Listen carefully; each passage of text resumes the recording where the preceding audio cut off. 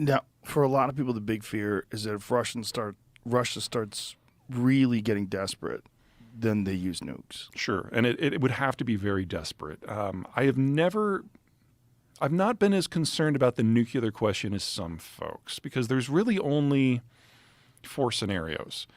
Scenario 1 is the Russians consider throwing one against the United States. But we've made it very clear from our intercepts and our sharing of information with the media that we know exactly where Putin is at any time. We're listening to his phone calls. We're reading his emails. And so he now knows very clearly that if he throws a nuke at the United States, we're going to throw one not at Russia, we're going to throw one at him. And there's no version of this where he survives. So he has tamped down the rhetoric quite a bit since last March.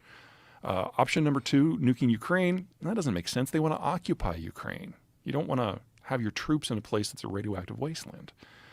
There may have been a case last year for nuking Poland and Berlin and Stockholm in order to disrupt the weapons flows into Ukraine. But after the battles of Izium and Kherson, the Ukrainians have more Russian gear now than they know what to do with. It's going to take them months to bring that all online. There's a lot of deferred maintenance that needs to be done.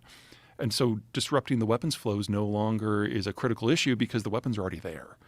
So the only scenario I can see where the Russians would seriously consider nukes is if Ukraine doesn't simply win, but decides to carry the fight across the border into Russia proper. In that scenario, where the very existence of the Russian government is threatened, that would probably change the math. But I don't find that likely without a significant shift in mindset in Washington, because we're not just providing the Ukrainians with the weaponry and the ammo, we're providing them with the intelligence and most of the steps of the kill chain. Without that, the weapons are of limited usefulness, especially at long range. And the Ukrainians have no desire to rupture that relationship. So we're talking about a theoretical that is at a minimum 7 months away, probably further. This whole thing is such a terrifying conflict. Being that Russia is a nuclear superpower and the history of Russian wars, I mean, there's such a long history of sacrifice and death, and it's like they're accustomed to it in a way. Oh, we can do better than that. We can make you a lot more depressed. Okay. So let me give you 2 things. Number 1, the Russians are relatively casualty immune. They fight in an area where they fight with numbers. They've never been technologically advanced versus their peers. They've always just thrown bodies at it. So there has never been a conflict in Russian history where they have backed out without first losing 500,000 men. We're at about 100,000 now. We have a long way to go before the Russian military breaks. So the Russians have lost roughly 100,000? That's the best guess at the How moment. many Ukrainians have been lost? Probably about a third of that. But that is a third in terms of military forces. In terms of civilians, we really don't know. It could be as much as 250,000 at this point. We just don't know. Really? Yeah, well, the data exists on the other side of the front line. All we know are about what has happened in the territories that have been liberated. And if you think of things like Bucha and Izium, German radio intercepts told us as far back as May that there were at least 70 places behind Russian lines that had suffered massacres like Bucha. And when we've had additional liberation since then, it corroborates that general assessment. So, that's piece 1 that you can be a little depressed about. The piece 2, the Russians see this as an existential fight for their survival. They feel if they don't get those blocking positions, they're doomed, and they're probably right. But we now know that the Russians are fighting so badly. They're doing much worse than the Iraqis did in 1992.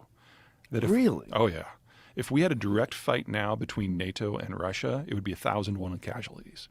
And I don't know anyone at the Defense Department who's happy about that. Because if the Russians see this as an existential conflict, and they know they can't hold a match to NATO, then nukes are their only option. So the primary reason why everyone in the West has gotten shoulder to shoulder on this is they know that if Ukraine falls and Poland's next, there will be a direct fight, the Russians will lose, and then there will be a general nuclear exchange. So there's plenty of really solid reasons to root for the Ukrainians on this one. Jesus Christ. Now, when this whole thing broke out, what do you think the Russians expected Ukraine to just give up? Absolutely. That's what happened in 2014 for the most part. And what are the possible scenarios for Russia? I mean, if it seems like they're completely committed to this. They are.